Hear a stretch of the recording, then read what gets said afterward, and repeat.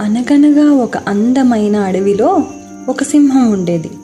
అది చాలా బలమైనది, కానీ చాలా గర్వంగా ఉండేది. అడవిలోని చిన్న జంతువులను ఎప్పుడూ భయపడుతూ ఉండేది. ఒకరోజు సింహం గట్టిగా గర్జిస్తూ, "ఈ అడవిలో నేను రాజుని, నా మాట విననివాడు బతకడు" అన్నది. అన్ని జంతువులు భయంతో వణికిపోయాయి. అక్కడే ఒక చిన్న కుందేలు చిట్టి ఉండేది. అది చాలా తెలివైనది. చిట్టి ముందుకు వచ్చి, "సింహరాజా, మీరు నిజంగా రాజురా?" అని అడిగింది.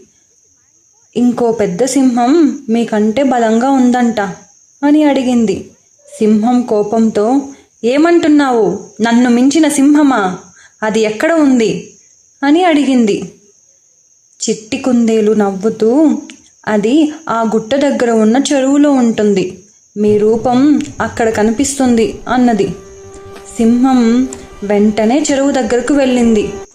నీటిలో తన ప్రతిబింబాన్ని చూసి అదే ఇంకో సింహం అనుకుంది. కోపంతో దూకింది. నీళ్లలో పడిపోయింది. బాగా ఈదుకొని బయటకు వచ్చింది. చాలా సిగ్గుపడింది.